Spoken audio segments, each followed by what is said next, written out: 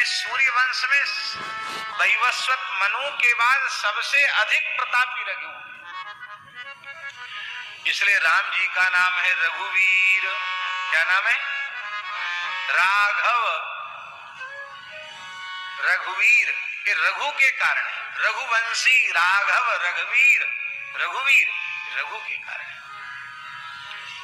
एक बार आचार्य जी, राम जी चक्रवर्ती सम्राट पद पर विराज रहे थे अयोध्याधिपति के रूप में, तो एक प्रस्ताव आया, बोले अब रघुवंश नाम इसका हटा देना चाहिए, अब यहां से आगे रामवंश ऐसा नाम होना चाहिए। श्री रामवंशी, अब रघुवंशी नहीं होंगे, सब होंगे श्री रामवंशी। राम साक्षात परब्रह्म परमात्मा है, और जब भगवान प्रकट हो गए तो फिर एक राजा का नाम अब भी सब ढो रहे हैं, रघुवंशी, रघुवंशी, रघुवीर, रघुकुल। अब आज से राम जी का कुल माना जाएगा, रघुकुल नहीं। ये प्रस्ताव किसी मंत्री ने रखा और हर्षद ध्वनि से सर्वसम्मति से पारित हो गया, सर्वसम्मति से, कोई भी उसके विरोध में नहीं गया। पर एक तपोधन ब्राह्मण उस सभा में बैठे थे, उन्होंने ना हाथ उठाया, ना वे खड़े हुए, ना उन्होंने कुछ विरोध में कहा, ना उन्होंने कुछ पक्ष में कहा, वो तो अपने शांत मुद्रा में बैठे रहे। राम जी ने देखा इनका समर्थन नहीं है, राम जी लीलाधारी हैं, सब जानते हैं। उन्होंने कहा, हे तपोधन ब्राह्मण, ये जो कुछ दरबार में प्रस्ताव रखा गया और सबने उसे स्वीकार किया, लगता है आप उससे सहमत नहीं हैं, तो आप संकोच न करें, आप अपने मन की बात कहें।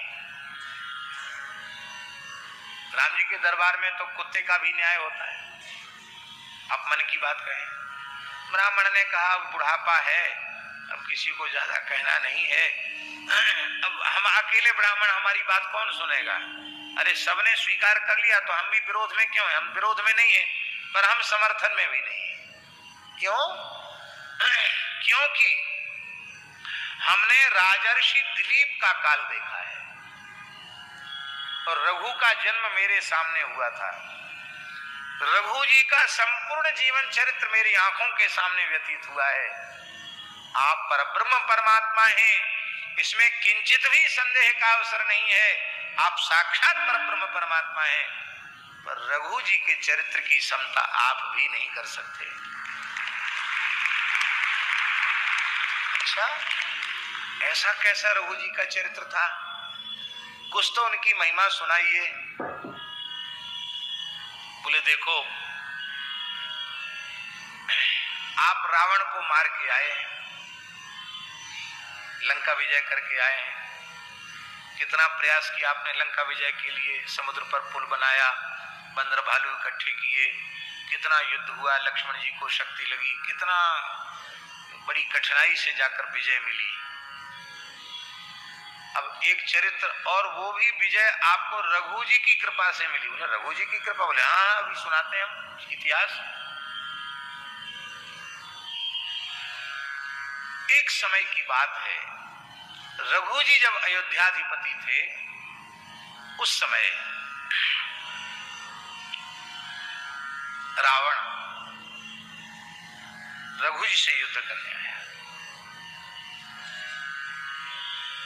रघु जी उस समय श्री सरयू जी के तट पर थे, सरयू जी के जल में खड़े होकर के मध्याह्न संध्या कर रहे थे। मध्याह्न संध्योपासन करके बाहर आए, रावण खड़ा खड़ा प्रतीक्षा कर रहा था, आएंगे तो द्वंद्व युद्ध के लिए हम ललकारेंगे। तो जैसे ही रघु जी बाहर आए संध्योपासन करके, तत्काल उन्होंने एक चुल्लू जल लिया और ऐसे दक्षिण की ओर उसको फेंका, फिर आचमन प्राणायाम किया, फिर गीले वस्त्रों को त्याग किया, नए वस्त्रों को बदला। रावण भी विद्वान तो था ही, ऋषि पुत्र था। उसने कहा महाराज, संध्योपासन के बाद इस तरह से एक चुल्लू जल दक्षिण की ओर फेंकने की कोई विधि तो हमने कहीं पढ़ी सुनी नहीं। आप तो परम वेदज्ञ हैं, आपने यह क्या किया? तो रघु जी बोले कि दंडकारण्य क्षेत्र में एक अग्निहोत्री ब्राह्मण की जो होम धेनु है उस पर एक सिंह ने आक्रमण किया था, तो मैंने इस जल का निक्षेप करके सिंह का वध कर दिया और उस ब्राह्मण की होम धेनु की रक्षा की है, अग्निहोत्र की रक्षा कर ली है। क्योंकि राजा का धर्म है वह ब्राह्मण के धर्म की रक्षा करे, ब्राह्मण का धर्म सुरक्षित रहेगा तो प्रजा का धर्म सुरक्षित रहेगा, राजा का धर्म भी सुरक्षित रहेगा, क्योंकि ब्राह्मण ही मुख्य है, मूल है। रावण को बड़ा आश्चर्य हुआ कि इनको यहाँ संध्या भी कर रहे हैं, मेरे राज्य में कहाँ क्या हो रहा है ये भी इनको पता है। बड़े त्रिकालदर्शी हैं भाई, बड़े सामर्थ्यवान है। यहीं से एक चुल्लू जल से उन्होंने शेर का काम तमाम कर दिया। विश्वास नहीं हुआ उसको, तत्काल पुष्पक विमान में बैठ करके और पहुंचा महाराज वहीं। कहाँ पहुंचा?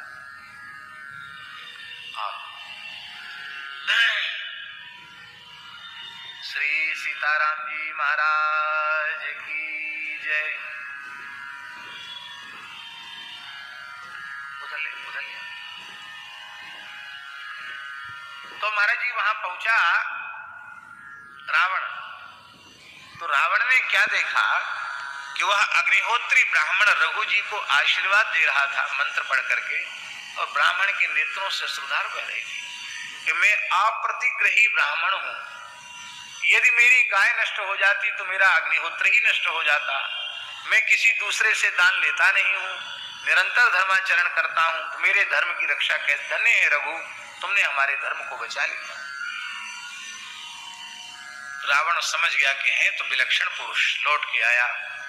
बोले महाराज हमने सुना है कि आप बड़े ब्राह्मण भक्त हैं। बोले हाँ, कहते तो लोग हैं कि गौ और ब्राह्मण का मैं भक्त हूं। तो आप किसी ब्राह्मण को विमुख नहीं करते हैं, जो मांगता है वही दे देते हैं।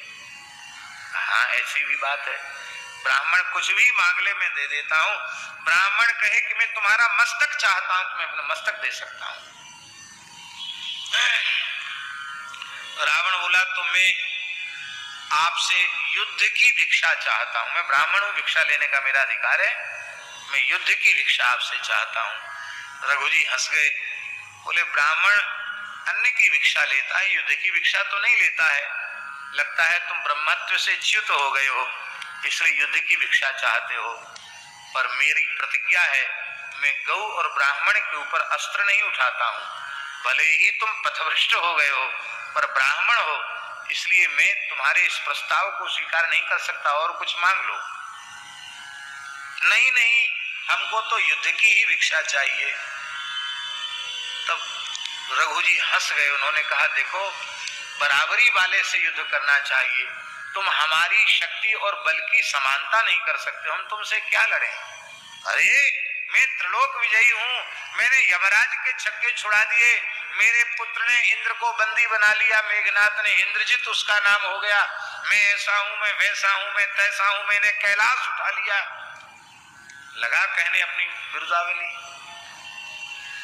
बोले तुम चाहे जितने अच्छे हो, अभी हम बता देते हैं कि तुम्हारी शक्ति कितनी और हमारी शक्ति कितनी। रघु जी वहीं बैठ गए और उन्होंने सरयू जी के पुलिन में ही अपना हाथ फिरा करके बालू को एक चौतरा जैसा बनाया और अपनी तर्जनी उंगली से ही लंका का पूरा नक्शा बना दिया। ये है ना आपकी लंका? बोले हाँ यही है, ये त्रिकूट पर्वत है, ये सुवेल पर्वत है, ये लंका है, ये अमुक है तमुक है, यहाँ तुम्हारा खजाना है, यहाँ तुम्हारा सैन्यागार है, यहाँ तुम्हारा भांडागार है। हाँ बिल्कुल ठीक बात, यहाँ आयुधागार है, यहाँ तुम्हारा महल है। बोले हाँ, पूरा नक्शा वहीं बैठे बैठे बता दिया। आश्चर्य, आप कैसे जाने? बोले हमको सब दिखाई पड़ता, सब जगह का दिखाई पड़ता, सब जगह का सुनाई पड़ता है। और ऐसा कहकर हंसते हंसते उन्होंने नक्शे का एक हिस्सा उसको समान कर दिया। बोले जाके देख के आओ। जैसे ही रघु के कहने पर रावण देखने गया तो जितने हिस्से पर हाथ फिराया था उतना हिस्सा जय सिया राम, उसका नाम निशान तक नहीं रहा। रावण बोला अरे भाई तो बड़े प्रतापी, कहीं पूरा नक्शा बना के पूरे पर हाथ फेर देते। तो हमारे तो कुल में कोई रोने वाला नहीं बचता, कुछ भी नहीं बचता हमारे यहाँ। तो इतने प्रतापी राजर्षि को तो किसी भी स्थिति में इसको समाप्त करना चाहिए। रावण को जिद हो गई, तो रावण बहुरूपिया तो था ही, यति का वेश धारण करके उसने जानकी जी का अपहरण किया। तो ब्राह्मण का वेश बना करके रघु जी का ही स्वरूप धारण करके वह महल में प्रविष्ट हो गया। और रघु जी तो वहीं, अब रावण से चर्चा होते होते, संवाद होते होते, अब बोले भाई अब तो हम सायं संध्या करके ही लौट के जाएंगे, क्यों सायं संध्या का समय है, सरयू को छोड़ के क्यों जाए। रावण वहां से चला गया और अयोध्या जी में प्रविष्ट हुआ और रघु का स्वरूप उसने धारण किया। और जैसे ही रघु का स्वरूप धारण करके महल में प्रविष्ट हुआ, क्योंकि रावण को यह ज्ञात हो चुका था कि रघु की पत्नी महान सती है, पतिव्रता है, और जिस घर में नारी महान सती पतिव्रता होती है उस पुरुष का कोई बाल बांका नहीं कर सकता, भले ही वह जालंधर जैसा असुर ही क्यों न हो। वृंदा का सतीत्व जब तक नष्ट नहीं हुआ तब तक भगवान भी जालंधर का कुछ नहीं बिगाड़ सके। महाराज सती में बड़ा बल होता है। तो रावण ने सोचा कि इसके सतीत्व को नष्ट करें तो रघु का वध हो जाएगा, रघु पर हमारी विजय हो जाएगी।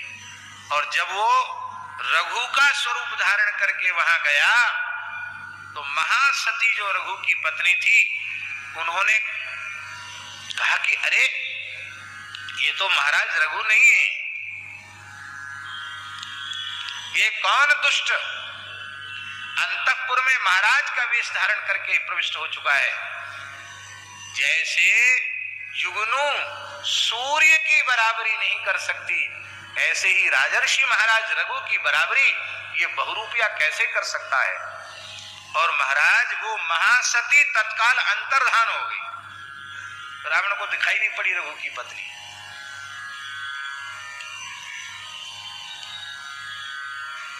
अब रावण वहां से भागा, बोले भैया तो कहीं भी दाल नहीं गलेगी, न वहां गली न यहां गली। अब रावण वहां से भागा और इधर रघु जी संध्या करके आए तो देखा महारानी उदास हैं, संध्या का समय हो गया है। कहा तुम उदास क्यों हो देवी। कहा भगवान ऐसे राक्षस राज रावण ने आकर यहाँ उपद्रव किया और इस तरह का उसने नाटक किया। मैं इसलिए दुखी हूं कि उसने उसकी कुदृष्टि मेरे ऊपर पड़ गई। तब आपको तनिक शोक हुआ कि नहीं, इसने अब तो मर्यादा का बहुत ही अतिक्रमण कर दिया है, अब इसे मुझे अनुशासित करना ही पड़ेगा। तब आपने तुरंत अपने तरकस से बाण निकाला। जैसे ही बाण निकाला पृथ्वी कांपने लग गई। ब्रह्मा जी तत्काल प्रकट हो गए और कहा महाराज रघु, मैंने एक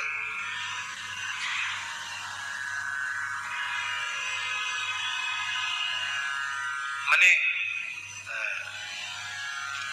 72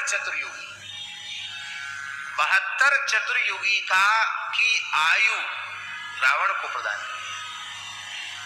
मेरी लिपि को तुम मिटाओ मत,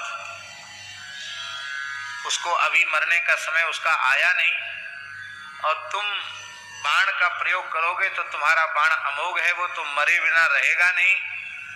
फिर आगे जो हमने विधान बना रखे हैं कि तुम्हारे ही वंश में राम जी का अवतार होगा, राम जी के हाथ से रावण मरेगा, सब बात झूठी हो जाएगी, इसलिए सारा इतिहास बिगड़ जाएगा। इसलिए आप क्रोध का संवरण करें, उसे क्षमा कर दें। का पितामह आपकी आज्ञा स्वीकार है, लेकिन मेरा बाण तर्कस से निकल चुका है, अब बिना रावण के वध के वो भीतर प्रविष्ट नहीं हो सकता। ब्रह्मा जी ने कहा उसकी मर्यादा हम बचा लेते हैं, बाण हमको दे दो, हम अपने पास रखेंगे, उसी बाण से रावण का वध होगा। बाण ले गए ब्रह्मा जी। श्री नारद जी से रावण को पता चला कि मुझे मारने के लिए रघु जी ने बाण निकाल लिया था, वह मेरी मृत्युवाण पितामह ब्रह्मा जी के पास है। तब किया रावण ने ब्रह्मा जी को प्रसन्न किया और कहा महाराज वह मृत्युबाण आप मुझे ही दे दीजिए। रावण को दे दिया उन्होंने, और रावण ने लंका में ही अपने अंतःपुर में अपने महल में एक खंभे के भीतर उसको चिनवा दिया। रोज उसकी गंधाक्षत पुष्प से वह पूजा करता था।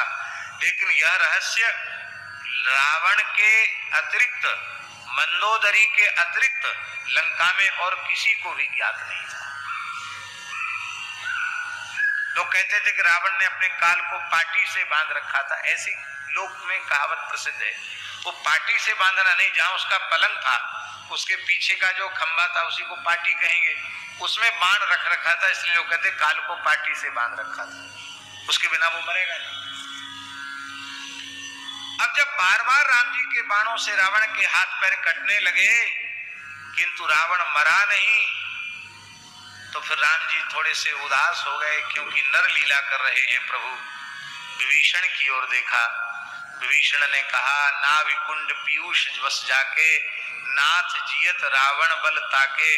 इसके टुंडी में अमृत है और उस अमृत को सोखना होगा, और एक विशिष्ट बाण है, उस बाण का प्रयोग करना होगा, तो ये मरेगा, नहीं तो नहीं मरेगा।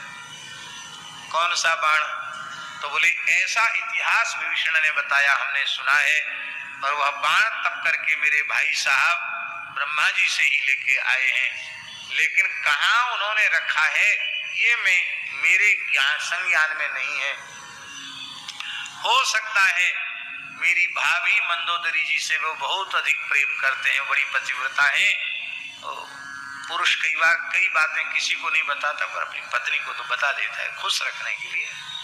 तो खुश रखने के लिए हो सकता है भाई साहब ने भाभी जी को बता दिया हो, तो हो सकता है वहां पता लग जाए। अच्छा, तो ठीक है। हनुमान जी की ओर देखा। हनुमान जी बोले ठीक है, हम तो तैयार हैं पता लगाने के लिए, तो हम पता लगाने में तो परफेक्ट हैं हनुमान जी। श्री हनुमान जी महाराज तत्काल बटुक ब्रह्मचारी के वेश में श्री लंका में प्रकट हो गए, और उदास बैठी थी मंदोदरी, दुखी रो रही थी। मेरे पति के मस्तक कट रहे हैं, भुजाएं कट रही हैं, हाय हाय क्या होगा। हनुमान जी महाराज बटुक ब्रह्मचारी के रूप में सामने आए और बोले, रावण की जय हो, रावण की विजय हो, रावण की विजय हो, रावण का कोई कुछ नहीं बिगाड़ सकता, रावण की विजय हो। बड़ी प्रसन्नता हुई मंदोदरी को सुन के। बोले आप क्या बोले चले जा रहे हैं, मेरे पति का मस्तक कट रहा है, भुजाएं कट रही हैं, हाथ पैर कट रहे हैं, और आप कहते हैं कि विजय हो। कैसे विजय होगी? परब्रह्म परमात्मा श्री राम है, उन्होंने संकल्प किया है, उनका संकल्प मिथ्या कैसे होगा? बोले सो तो नहीं होगा, पर मुझे पता है, मैं भी बहुत बड़ा ज्योतिष का पंडित हूं, भूत भविष्य वर्तमान सब जानता हूं। एक बाण है जो रावण ब्रह्मा जी से लेके आया है, वो बाण जब तक उसका प्रयोग नहीं होगा तब तक रावण वध नहीं होगा। हमको पता है वो बाण कहीं नहीं है, यही है, इसलिए रावण की ही विजय होगी, राम जी की नहीं। इतना सुनते बड़ी प्रसन्न हो गई, और उसके मुंह से निकल गया, महाराज अब आपकी ज्योतिष पर हमें विश्वास हो गया, वो बाण तो इसी महल में, इस स्तंभ में है।